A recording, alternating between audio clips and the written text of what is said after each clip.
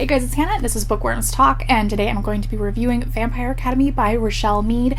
This is not a reread for me. This is like the first time I've read it, 2021. No, I somehow missed it in 2007. I picked him up kind of on a whim from a recommendation from someone I follow on Instagram called Shay. He was just like dying over them and made them sound so good and so dramatic, which they totally are. I had to give it a shot. So, my thoughts. First, I will give like a non-spoiler synopsis review, and then I will warn you and get into more plot points.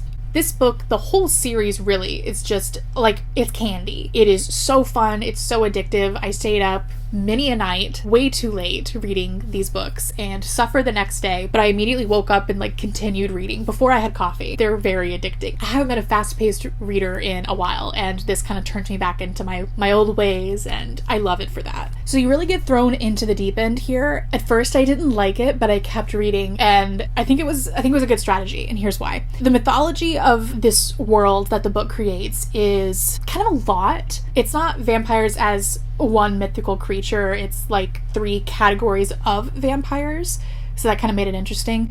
I'm gonna say all of these things wrong probably. There's the Dampfers, which are like the warriors.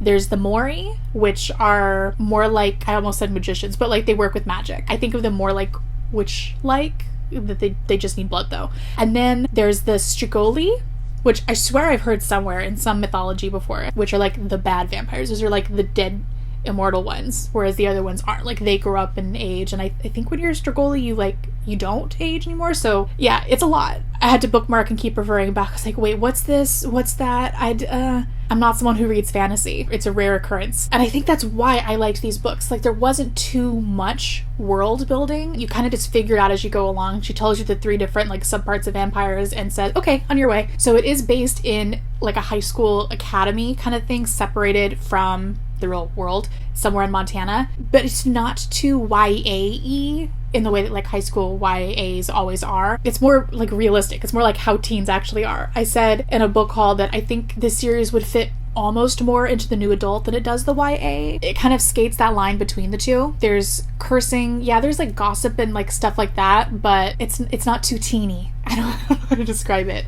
They just behave like actual teenagers. It felt more realistic than a lot of YAs do. It didn't feel too juvenile, is what I'm saying. Something that I really felt that Richelle Mead excelled in was like creating these characters that didn't feel two-dimensional, or like silhouettes, like I like to say. Everyone's motivations like pretty much held water, except like this Strigoi was like, oh, they're just bad, therefore they kill because they're bad. Like, but like that aside, pretty much everyone's motivations like made sense. I really liked like the strong female lead in this. It's refreshing. I feel like that doesn't happen very often in YA books, or at least like older YA books, I should say. It's probably like that now. I just don't read YA now. So our main lead is a Dampfir, and she's training to be a guardian, so like a fighter. And she has this bond with the Mori that she's guarding, which is her best friend called Lissa. I loved their relationship.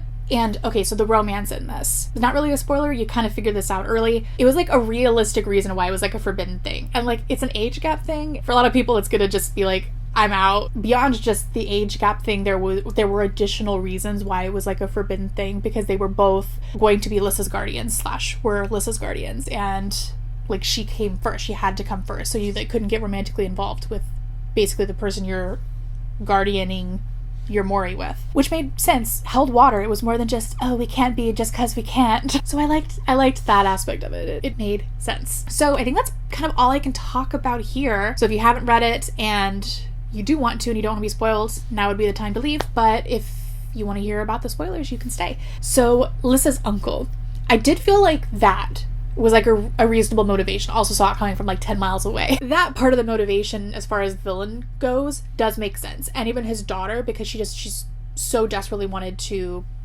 appease him and be loved by him, and like her motivation out of everyone's made the most sense. Even beyond, what was his fucking name? Victor? So I did want to amend that, because I know I said earlier like, oh, the villain's motivation didn't make sense. That one did, at least.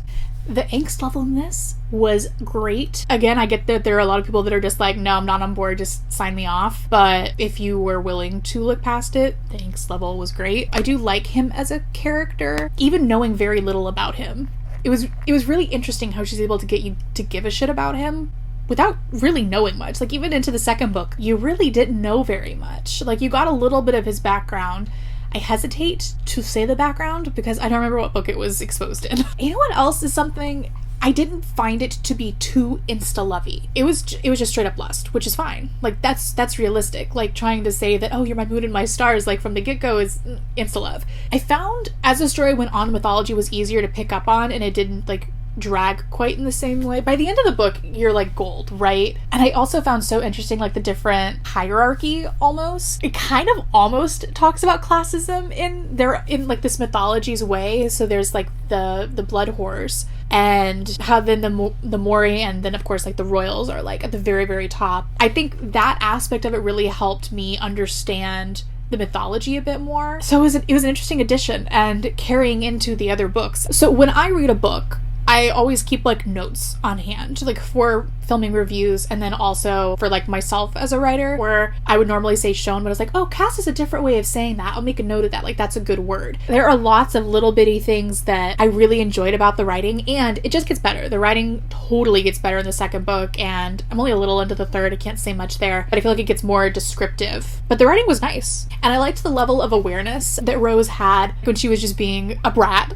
Like, she was totally aware of it, but she was like, I feel justified in my, I don't know, like, I just really appreciated that she had some awareness and was like, no, I feel this way anyway. And something else that I feel like Richelle Mead really excelled at is the dialogue and the conversations, and God, even the internal dialogue too. She just excelled, and that's something I struggle with, so like extra appreciate that. Overall, I totally love this book. I haven't watched the movie. It sort of looks horrible, I'll be totally honest with you, but I don't know, maybe I'll watch it. If I watch it, would you guys watch a review? I'm very excited to continue reading the rest of the series.